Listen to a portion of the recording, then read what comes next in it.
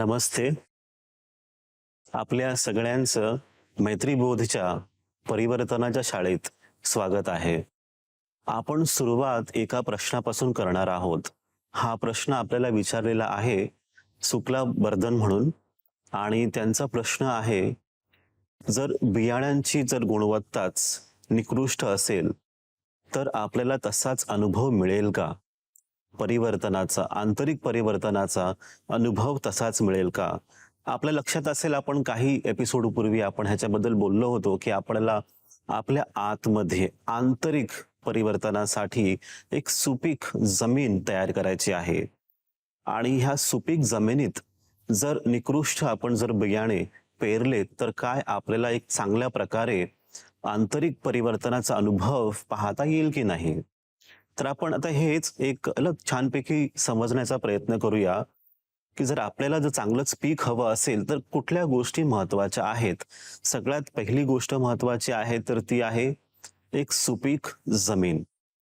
आता आपण जे पण एपिसोड्स करत आहोत, आपलं सगळ्यांचं लक्ष जे आहे आपण केंद्रित केलेलं आहे सुपीक जमिनीवरती. म्हणजे एक चांगली एक आपल्याला अवस्था अनुभव करण्यासाठी ज्याची गरज आहे त्याच्यासाठी आपण आता ही कार्यशाळा सुरू केलेली आहे.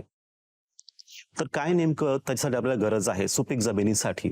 तर सगळ्यात महत्वाची गोष्ट म्हणजे सकारात्मक कार्य, पॉझिटिव्ह काम करणे, सकारात्मक विचार, ही पहिली गोष्ट. दुसरी गोष्ट ज्ञान, योग्य ज्ञान, ज्याच्याबद्दल तुम्हाला एक पॉझिटिव्हिटीचा अनुभव येतो, सत्य कळतं, तसं एक ज्ञान.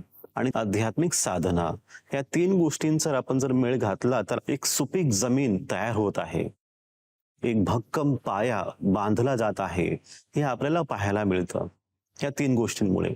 दुसरी गोष्ट कोणती आहे तर त्याच्यामध्ये आपण पाहू वातावरण. जे आजूबाजूला वातावरण आहे त्याच्यावरती खूप अवलंबून असतो आपण एक चांगलं पीक घेण्यासाठी. तर वातावरणात काय म्हणजे याच्यामध्ये की तुम्ही कुठे राहता, तुमचा प्रांत कुठे आहे, देश, समाज, आणि तुम्ही काय काम करता, तुम्ही कोणाबरोबर राहता, तुमचं घर कसं आहे, ह्या सगळ्या गोष्टी तुमच्यावरती प्रभाव टाकतात. आता ह्याच्यामध्ये काही गोष्टी तुमच्या कंट्रोलमध्ये आहेत आणि काही गोष्टी तुमच्या कंट्रोलमध्ये नाहीत. तर जितक्या गोष्टी तुमच्या कंट्रोलमध्ये आहेत त्या तुम्ही व्यवस्थित करा, ज्या नाही आहे ते तुम्हाला सोडून द्यावा लागतील. तर वातावरण हा दुसरा घटक आहे.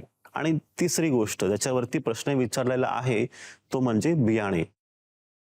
कोणत्या प्रकारचे बियाणे असावेत? तर एक साधा सरळ सोपा जे गणित आहे ते असे की उत्कृष्ट दर्जाचे बियाणे असावे, तेच आपण पेरू. पण जर निकृष्ट असतील तर मग काय करायचं अशा वेळेस? तर पहिला मार्ग म्हणजे काय? संस्कारांचा. चांगल्या संस्काराद्वारे आपल्यावरती जर काही नकारात्मक संस्कार झाले असतील तर ते आपल्याला काढता येतात आणि सकारात्मक संस्कार तुमच्यावरती घडवले जातात. ह्याने काय होईल, जे बियाणे आहेत जे निकृष्ट दर्जाचे आहेत ते उत्कृष्ट बनतात, श्रेष्ठ बनतात आणि चांगला अनुभव जीवनात तुम्हाला पाहायला मिळतो. ही पहिली एक गोष्ट. दुसरी गोष्ट आपण काय करू शकतो तर आध्यात्मिक क्रिया. आध्यात्मिक क्रिया म्हणजे तुम्ही आजारी आहात, घरच्या घरी स्वतःला ट्रीट करू नका, मग तुम्हाला डॉक्टरकडे जावं लागतं, मग त्या प्रकारे तुम्हाला स्टेप्स फॉलो करायला लागतात. तसंच आध्यात्मिक क्रिया आहे. इथे आध्यात्मिक क्रिया आणि आध्यात्मिक साधना आहे ह्यांच्यामध्ये तुम्ही एक फरक पाहून घ्या. आध्यात्मिक साधना जे तुम्ही करू शकता, आध्यात्मिक क्रिया जे तुमच्यावरती केले जातात, ह्या दोन क्रिया झाल्याच्या नंतर तुमच्या आतमध्ये जे बियाणं आपण पाहत आहोत उत्कृष्ट करायचे असतील तर खूप प्रभावशाली पद्धतीने आपल्याला करता येईल. तर हे एक साधं सोपं सरळ गणित आहे. तुम्ही सगळ्यांनी त्याचं पालन केलं, स्टेप बाय स्टेप फॉलो केलं तर तुम्हाला ते आंतरिक परिवर्तन संपूर्णतः अनुभव करायला मिळेल. आणि कोणत्याही प्रकारची मानसिकता असू दे, कुठलाही व्यक्ती असू दे, प्रत्येकाला हक्क आहे, अधिकार आहे परिवर्तनाचा अनुभव करण्यासाठी. त्याच्यामध्ये कोणी येणार नाहीये.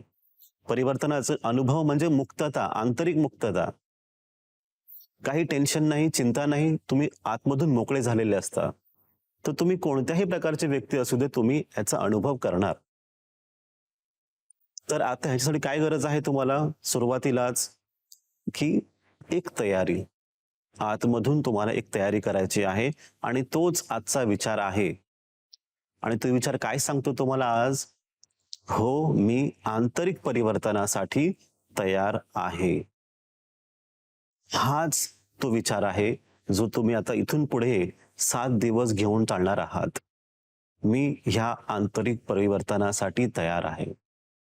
आणि पुन्हा आता आपण भेटू पुढच्या आठवड्यामध्ये एक नवीन विचार घेऊन, नवीन धडा घेऊन. तोपर्यंत नमस्कार. तुमच्या सगळ्यांचं कल्याण होवो, सगळ्यांचंच मंगल हो. नमस्ते. धन्यवाद.